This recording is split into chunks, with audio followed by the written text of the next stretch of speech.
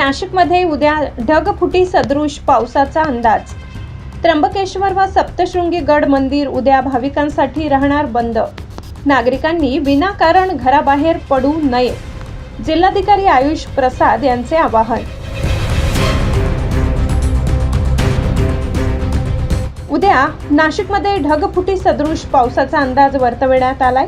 प्रशासन आता अलर्ट मोडवर आले असून कोणीही घराबाहेर पडू नये, तसेच खबरदारी म्हणून त्र्यंबकेश्वर मंदिर, सप्तशृंगी गड उद्या भाविकांना दर्शनासाठी बंद ठेवण्यात आल्याची माहिती जिल्हाधिकारी आयुष प्रसाद यांनी पत्रकार परिषदेत दिली। नाशिक पेठ, दिंडोरी, कळवण व सटाणा या तालुक्यात मोठा पाऊस होण्याची शक्यता आहे। अति मुसळधार पाऊस, कमी कालावधीत जास्त पाऊस हा त्र्यंबकेश्वर, इगतपुरी आणि नाशिक शहराच्या पश्चिम भागात होणार आहे। याच तीनही भागात ढगफुटी होण्याची शक्यता आहे। मुख्यमंत्री देवेंद्र फडणवीस यांनी बैठक घेऊन दिलेल्या निर्देशानुसार जिल्हा प्रशासनाकडून नियोजन करण्यात येत आहे। नाशिक जिल्ह्यात बहुतेक तालुक्यात शाळा, कॉलेज बंद असणार आहेत। तसेच नाशिक तालुक्याचा ग्रामीण भाग, त्र्यंबकेश्वर व इगतपुरी या 3 तालुक्यातील आठवडी बाजार बंद असतील। शेतकऱ्यांनीही शेतात जाण्याचे टाळावे। अति आवश्यक नसेल तर उद्या प्रवास टाळावा। आपण काही रस्ते बंद करणार आहोत। ज्या ठिकाणी दरड कोसळण्याची शक्यता आहे ते रस्ते बंद केले जातील, अशी माहितीही देताना कारण नसताना घराबाहेर पडू नये असे आवाहन जिल्हाधिकाऱ्यांनी केले आहे। भारतीय हवामान खाता त्याच्यासोबत आपले जो SDRF जो कंट्रोल रूम आहे, NDRFचा कंट्रोल रूम, या सर्वांनी आणि आज सन्माननीय मुख्यमंत्री महोदयांनी पण आज सकाळी या संदर्भामध्ये आढावा घेतला। या अनुषंगाने आज एक क्लाउड बस्ट लाईक सिच्युएशन असं जाहीर करताना एक वॉर्निंग इश्यू करण्यात आली। हा वॉर्निंग 7 जुलै 2026 म्हणजे उद्याच्या दिवशीसाठी आहे। या अनुषंगाने आपल्याला पूर्ण तयारी करण्याची सूचना देण्यात आलेली आहे। याचा जो एपिसेंटर या प्रेडिक्टेड एपिसेंटर आहे ते नाशिक त्र्यंबकेश्वर परिसरमध्ये दर्शवण्यात आलेली आहे। ते कदाचित त्र्यंबकेश्वर तालुकामध्ये राहणार आहे आणि या जो एपिसेंटर आहे ते त्र्यंबकेश्वर, इगतपुरी, नाशिक या 3 तालुक्याच्या क्षेत्रामध्ये राहणार आहे। परंतु मोठ्या प्रमाणात पाऊस पडण्याची शक्यता त्याच्याशिवाय आपले नाशिक तालुका, पेठ तालुका, दिंडोरी तालुका आणि जो पूर्ण आपलं पश्चिम पट आहे त्याच्यामध्ये कळवण, त्याच्यासोबत सटाणा, बागलाण या सर्व तालुक्यामध्ये पण पाऊस मोठ्या प्रमाणात पडणार आहे। परंतु एक्स्ट्रीम हेवी रेनफॉल जो आहे शॉर्ट ड्युरेशनमध्ये, ज्यांना आपण क्लाउड बस्ट म्हणतो, त्याचा जो अंदाज आहे ते बेसिकली त्र्यंबकेश्वर, इगतपुरी आणि नाशिक या जो नाशिक शहराचे जो पश्चिम भाग आहे त्या ठिकाणी दर्शवण्यात आलेला आहे।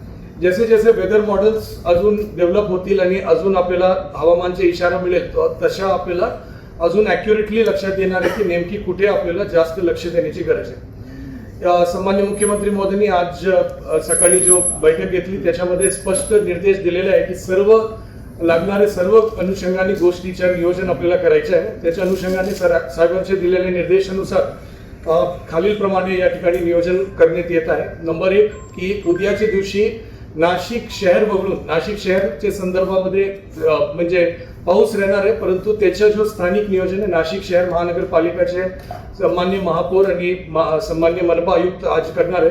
परंतु नाशिक शहर वगळून जो उर्वरित ग्रामीण भाग आहे, नाशिक तालुक्याचे, इगतपुरी तालुका आणि त्र्यंबकेश्वर तालुका या 3 तालुक्यामध्ये सर्व जो आठवडी बाजार असेल, शाळा असेल, कॉलेजेस असेल, या सगळ्या उद्याच्या दिवशी बंद राहणार आहे। सर्व लोकांना माझी सूचना आहे, विनंती आहे की उद्या जोरात पाऊस असण्याची शक्यता असल्यामुळे सर्व शेतकरी बांधवाला पण विनंती आहे की आपण शेतात जाण्याचा विषय उद्या टाळावा आणि कुठल्याही प्रकारच्या म्हणजे अति आवश्यक नसेल तर कुठल्याही प्रकारचे प्रवास उद्याचे दिवस आपण करू नये।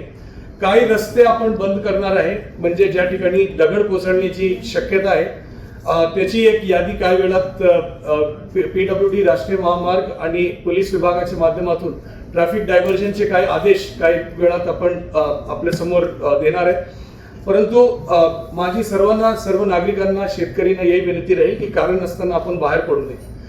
पुढचा विषय आहे की त्र्यंबकेश्वर देवस्थानला उद्या आपण बंद ठेवणार आहे, म्हणजे आज संध्याकाळ सूर्यास्त झाल्यानंतर जो शेवटची पूजा राहणार त्याच्यानंतर परवापर्यंत ते त्र्यंबकेश्वरचे देवस्थान बंद राहणार आहे। तर ज्या भाविकांनी उद्या त्र्यंबकेश्वर देवस्थानमध्ये येऊन दर्शन घेण्याचा विचार केला होता त्यांना माझी विनंती राहील की उद्याच्या दिवशी आपण येणं टाळावं, जेणेकरून त्या ठिकाणी आपल्याला माहिती आहे की मोठ्या प्रमाणात काम पण सुरू आहे, तो त्या ठिकाणी आपल्याला कुठल्या प्रकारची अडचणी होणार नाही. तर माझी सर्वांना विनंती आहे की आपण त्र्यंबकेश्वर देवस्थानला येणं टाळावं. तसेच सप्तशृंगी गडमध्ये त्या परिसरामध्ये क्लाउड बसचा अंदाज नसेल तरी जोरात म्हणजे ऑलमोस्ट 65 mm पेक्षा जास्त पाऊस पडण्याची शक्यता दर्शवण्यात येत आहे आणि त्या ठिकाणी पण गर्दी होऊ नये म्हणून उद्याच्या दिवससाठी सप्तशृंगी देवस्थानला पण आपण बंद ठेवण्याची असं सूचना देत आहोत. त्याच्या व्यतिरिक्त आपल्याकडे ज्या लो लाईंग रिजन्स आहेत, ज्या ठिकाणी flood prone low lying regions आहेत, त्या गावाची यादी आणि त्या लोकेशन्स आपण सांगितलं आहे. परंतु याच्यामध्ये मेजर अडचणी कुठे येतोय, ज्या ठिकाणी आपल्याकडे फ्री फ्लोईंग नदी आहे, म्हणजे पहिला बंधारा आणण्याच्या पूर्वीचे फ्री फ्लोईंग नदी.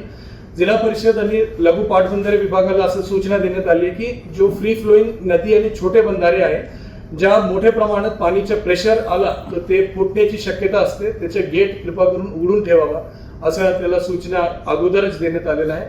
त्याच्यासोबत जो लो लाईंग रिजन्स आहे, जो नदीच्या साधारण पाणी स्तर प्लस 2 मीटरचे रेंजमध्ये असलेले जेवढे भाग आहे या सगळे घर असेल या कुठले इतर स्ट्रक्चर्स असेल, जानवरांचे गोठे असेल, त्या सर्वांना शिफ्ट करण्याची सूचना या ठिकाणी ग्रामपंचायतच्या माध्यमातून सगळ्या ठिकाणी देण्यात येत आहे, नगरपालिकेच्या माध्यमातून देण्यात येत आहे. यदि पाणी फ्लोला कुठल्या प्रकारची अडथळा असेल तर त्याला आता आज दुपारी स्वच्छ करून घेण्यासाठी सर्व नगरपालिकेला ग्रामपंचायतला सूचना देण्यात आलेल्या आहे की पाणी फ्लोला कुठल्याही प्रकारचा बाधा राहू नये आणि पाणीचं डायरेक्शन असा असावा जेणेकरून जास्त पाणी आला तो म्हणजे ते कुठल्या घरामध्ये शिरणार नाही, याच्यासाठी सर्वांना सूचना देण्यात आलेल्या आहे. तसेच जो काही स्ट्रक्चर्स अनस्टेबल असेल, ज्यांच्या खाली सबसर्फेस फ्लो असेल, त्या ठिकाणी पण त्याला सूचना देण्यात आलेल्या आहे.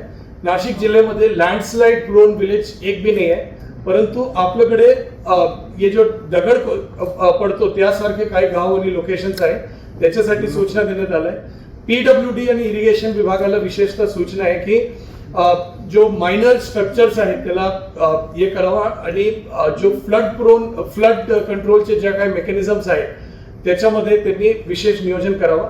जो कालवा आहे, जो कॅनल्स आहे त्याला रिकामी ठेवावा, सो दॅट ओव्हरफ्लोचं पाणी त्याच्यामध्ये सोडता येतो, ते ऑटोमॅटिकली तिथून जाणार आहे. हे सगळे गोष्टीचे नियोजन या अनुषंगाने करण्यात आलं. आणि शेवटची गोष्ट आहे की ॲम्ब्युलन्सेस असेल, शासकीय कर्मचारी आणि अधिकारी असेल, सगळेजण फील्डवर येणार आहे. त्याच्यासोबत JCB या पोकलँड जो आपले अर्थ मुव्हर्स असतो त्यांच्या आपण रेक्विजिशन विथ लेबर आपण केलेलं आहे, जेणेकरून या सगळ्याच्या अनुषंगाने काय म्हणजे आपली पूर्ण तयारी या संदर्भामध्ये असावं. काही ठिकाणी एक्सेस प्रिपरेशन पण आपण करतोय, जेणेकरून हे जो एपी सेंटर या लोकेशन यदि शिफ्ट झाला तर त्याच्यामध्ये कुठल्या प्रकारची अडथळा होणार नाही. नाशिक ग्रामीण, त्र्यंबकेश्वर, इगतपुरी, पेठ आणि दिंडोरी या 5 तालुक्यामध्ये शाळा आणि कॉलेजेस उद्या बंद राहणार. आठवडी बाजार ओन्ली त्र्यंबकेश्वर, इगतपुरी आणि नाशिक ग्रामीण मध्ये बंद राहणार. आणि कारण नसताना प्रवास टाळण्याची सर्वांना सूचना परत देण्यात येत आहे. आणि शेतकरीला पण विनंती करण्यात येत आहे की कारण नसताना आपण शेतामध्ये पण जाऊ नये, बिकॉज फ्लड पाणीचा लेवल अगर सडनली वाढलाय, घटला, त्याच्यामध्ये काय प्रमाणात म्हणजे कुठल्या प्रकारचे अपघातात्मक धोका होऊ नये. शेवटचा विषय, आपल्याकडे असलेले जो वॉटरफॉल्स आहे त्या ठिकाणी पोलीस आणि होमगार्डच्या माध्यमातून आणि आपदा मित्रांच्या माध्यमातून आपण बंदोबस्त ठेवणार आहे. आणि त्यासोबत जो आपले लो लाईन ब्रिजेस आहेत त्या ठिकाणी पण आपले म्हणजे डायव्हर्जन्स आणि रोड ब्लॉकेजेस राहणार आहेत, जेणेकरून तिथे कुठल्या प्रकारची गर्दी होणार नाही. आणि SDRF धुळेची एक पथक नाशिक शहरामध्ये आपण म्हणजे रेडी अवस्थेत ठेवणार आहे की यदि कधी डिप्लॉयमेंटची गरज पडली तर आपण करणार. त्याच्यासोबत रेल्वे विभागाला पण आपण कल्पना दिलेली आहे, क्योंकि इगतपुरीचा जो मार्ग आहे ते मोठ्या प्रमाणात या मुंबईला जोडणारे आणि मोठ्या प्रमाणात ट्रॅफिक असलेला मार्ग आहे.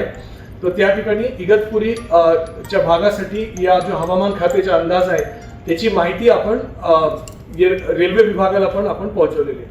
याच्या अनुषंगाने जिल्हा परिषदचे मुख्य कार्यकारी अधिकारी असतील, इरिगेशन डिपार्टमेंटचे अधिकारी असतील, पोलीस विभागाचे अधिकारी आणि आपदा विभागाचे अधिकारी या सर्वांना हायेस्ट अलर्टवर आपण ठेवलेलं आहे, जेणेकरून कुठल्याही प्रकारचा अपघात होणार नाही, कुठल्याही जीवाची हानी होणार नाही, कुठल्या प्रॉपर्टीचे पण नुकसान होणार नाही, हे आपला पूर्ण प्रयत्न आहे. आणि मी सर्व नागरिकांना विनंती करतो की आपण सतर्क राहा.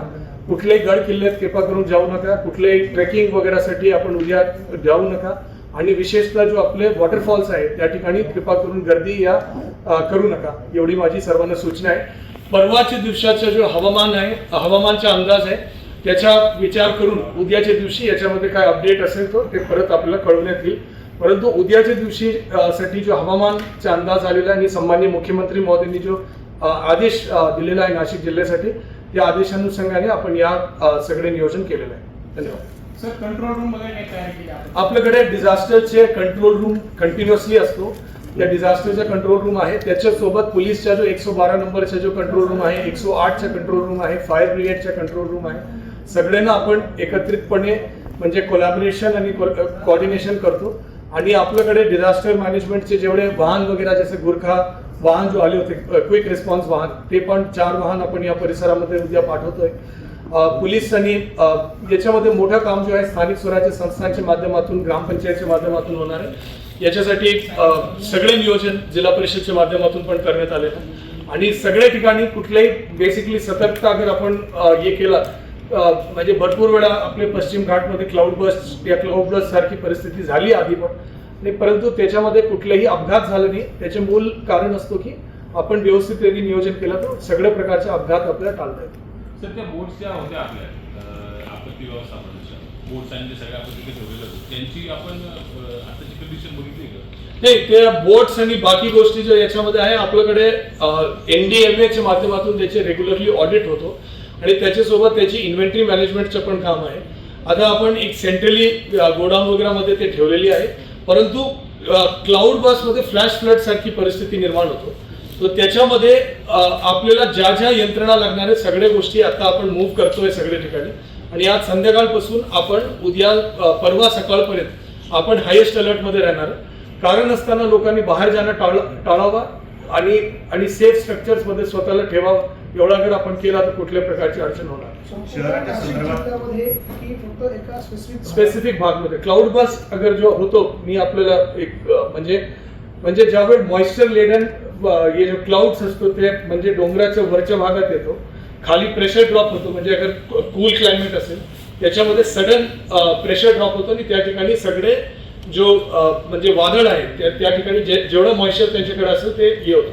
तर याच्यासाठी जो विशेषतः जो पश्चिम भाग असतो आपल्या याच्यामध्ये त्या जास्त म्हणजे धोका म्हणजे त्या ठिकाणी जास्त होण्याची शक्यता असते आणि त्या अनुषंगाने नियोजन करण्यात आलं.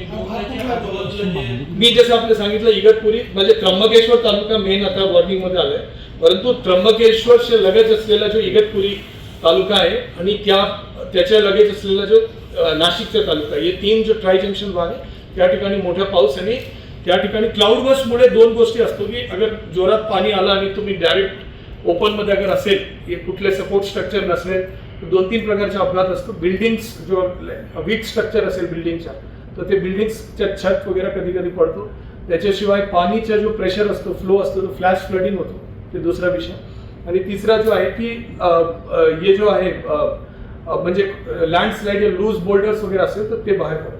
याचे 3 प्रॉब्लेम्स मध्ये काय प्रिकॉशन घेण्यात आलेलं आहे? कारण मध्यंतरी पण तिथे लँडस्लाइडिंगच्या घटना घडलेल्या होत्या. नाही, त्र्यंबकेश्वरमध्ये जसं मी म्हटलं ना, काही internal roads major roads closure नाही आपल्याकडे, परंतु काही गावाचे रस्ते जो आहेत त्याला आपल्याला क्लोज करण्याची वेळ येत आहे. त्याची एक स्पेसिफिक यादी मी काही वेळात DIOच्या माध्यमातून आपल्याला प्रकाशित करणार आहे. तो रोड क्लोजर्स ज्या ठिकाणी करण्याची गरज आहे ते आपण करणार आहे. त्याच्याशिवाय लोकांना मेजर जो रिस्क आहे जो म्हणजे जो वीक स्ट्रक्चर्समध्ये गोठे विशेषतः असतो, काही जण काय असे छत असतो त्या ठिकाणी अगर जोरात पाऊस पडला तर त्या म्हणजे तुटण्याची शक्यता असतो त्याच्यामध्ये. आणि त्या सगळ्या गोष्टीचा विचार करता आपण जो काही नियोजन आहे ते आपण करतो. याच्यासाठी एक स्टँडर्ड ऑपरेटिंग गाईडलाईन्स आहे, भारत सरकारचे NDMA गाईडलाईन्स इश्यू केला आणि त्याच्या व्यतिरिक्त आज सन्माननीय CM साहेबांनी काय अतिरिक्त खबरदारी सांगितलेली आहे. त्या सर्वांच्या अनुषंगाने ज्या ज्या गोष्टी मी आपल्याला सांगितलं त्या सरांच्या सूचनानुसार आपण सगळ्याचे नियोजन करतो. 112 नंबर जो पोलीसच्या हेल्पलाईन आहे तो फर्स्ट रिस्पॉन्डर असतो आणि कोणाला अगर अपघात झाला तर 108 नंबर ॲम्ब्युलन्सच्या फायर ब्रिगेडला पण आपण कॉल करू शकतो. हे तीनोचा आपण संयुक्तरित्या आपण फर्स्ट रिस्पॉन्स याच्यामध्ये देणार. शहराच्या दृष्टिकोनातून महापौर आणि आयुक्तांची काही चर्चा झाली? या संदर्भामध्ये माझी सन्माननीय महापौर आणि सन्माननीय आयुक्तांची दोनोशी चर्चा झालेली आहे. नाशिक शहराच्या वरच्या ते हवामानचा अंदाज ते घेत आहे. त्याच्यामध्ये त्यांच्या जो रेग्युलर तयारी असतो ते करत आहे आणि नाशिक शहर परिसरामध्ये त्यांना काय नियोजन करायचं ते त्या अनुषंगाने करत आहे. तर याच्या अनुषंगाने उद्या कुठल्याही जिल्हाभरात कुठल्या परीक्षा नाही आहे, त्या मला जो शिक्षण विभागाने जो सांगितलं तो परीक्षा नसल्यामुळे यदि लेट्स से की कुठल्याही भागमध्ये आपण जसं सिन्नरमध्ये आपण शिक्षण घेत आहे परंतु आपण राहतात त्र्यंबकेश्वरमध्ये आणि डेली आपण प्रवास करत असेल तर आपण उद्याचे दिवस शाळा कॉलेजला नाही गेले तरी चालेल, परंतु कारण नसताना जरासा बाहेर पडणं आपण टाळावं.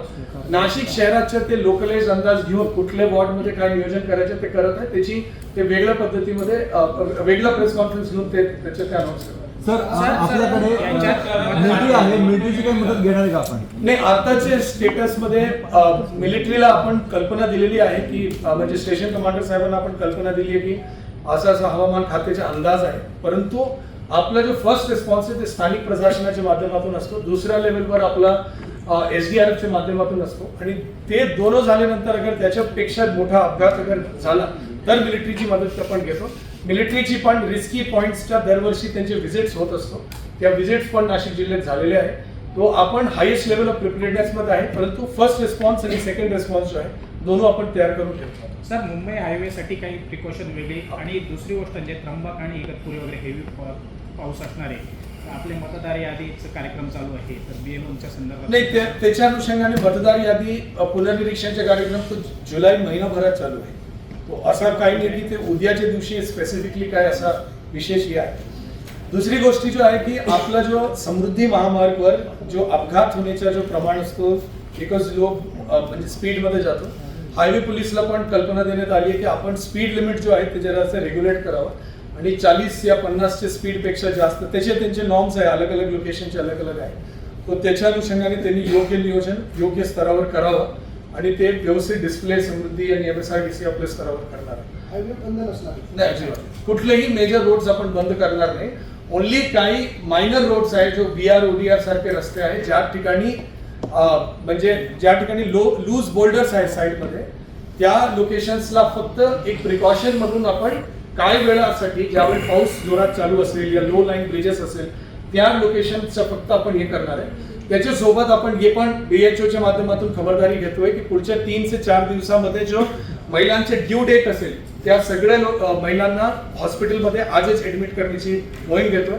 त्याच्यामध्ये काही लोक सहकार्य करत नाही, माझ्या आपल्या माध्यमातून पण विनंती आहे की त्यांनी सहकार्य करावं.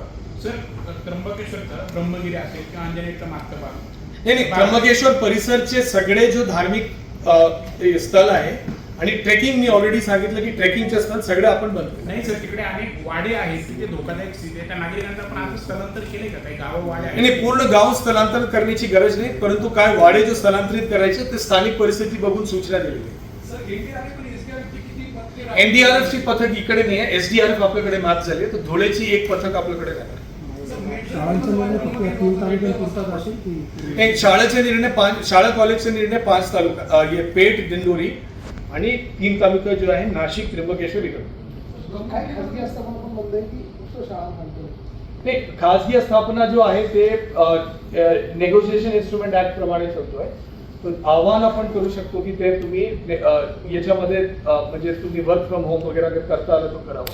बाजार जो असतो, बाजारपेठ जो असतो जसं आठवडी बाजार, बिकॉज ग्रामीण भागमध्ये जो बाकी बाजार आहे ते लोकलाइज्ड आहे, परंतु आठवडी बाजारमध्ये परिसरचे लोक येतात. तो आठवडी बाजार आपण उद्याच्या दिवशीच्या बंद केलेला आहे आणि त्याची सूचना पण तहसीलदार आणि सगळ्यांच्या माध्यमातून देण्यात आली. गंगापूर धरणाचा आता पाणी साठा जो आहे तो सध्या तरी कमी दिसतोय, मात्र हा जो एरिया जो आहे तो सगळा त्याचा पाणलोट क्षेत्र आहे गंगापूर धरणाचा. तर गंगापूर धरणाचे दरवाजे नाही, गंगापूर धरणाचे दरवाजे बंदच राहणार. त्याच्या एवढा म्हणजे गंगापूर धरणाचा जो वॉटर होल्डिंग कॅपॅसिटी आहे ते फारसा नाही आहे, म्हणजे फार आहे. तो याच्यामध्ये जो पाऊसच्या पाणी सडनली पण आलं तर 10 to 15% फरक पडणार त्याच्यामुळे. तो त्याच्यामध्ये गंगापूर यासारख्या मोठ्या धरणाला कुठल्याही प्रकारच्या आपलं विशेष करण्याची गरज नाही. गंगापूर धरणाचे गेट बंद ठेवून आपल्याकडे जो नाशिक शहरामध्ये जो पडणारे पाऊस आहे त्याच्या कंट्रोल आपलं व्यवस्थितपणे फ्लड कंट्रोलमध्ये करता येतो. जसं मी आपलं आधी सांगितलं, फ्लड कंट्रोलसाठी या एक धरणच्या जो हे गंगापूर धरण आहे यासारखे जो मोठे मेजर डॅम्स असतो ते हेल्प करणार आहे. आपला जो मेजर कन्सर्न आहे जो मायक्रो डॅम्स आहे, जो छोटे छोटे धरण आहे जो ओव्हरफ्लो मध्ये जातात आणि त्या ठिकाणी अगर स्टीलचे गेट अगर बंद असेल, जो त्यांचे लोखंडी गेट असतो ते अगर बंद असेल तर त्या ठिकाणी म्हणजे ते ओव्हरफ्लोमध्ये जातात. तसा होऊ नये आणि पाणीचा फ्लो कंटिन्युअस असावा. ते जो minor irrigation micro irrigation structures आहे त्याच्या पुरता आपण सूचना देतो की त्याच्या कमांड म्हणजे कंट्रोल आपण व्यवस्थित करा. मेजर अँड मीडियम प्रोजेक्ट्सला एवढा इश्यू होत नाही. सर असे किती आयडेंटिफाय केलेले आहेत तुम्ही जे म्हणता प्रकल्प? छोटे छोटे यांच्याकडे बहुत छोटे गाव स्तरावरचे जे आहे ते म्हणजे भरपूर आहे. फॉरेस्ट कडे काय आहे, जेडपी कडे काय आहे, स्टेट सेक्टरला काय आहे.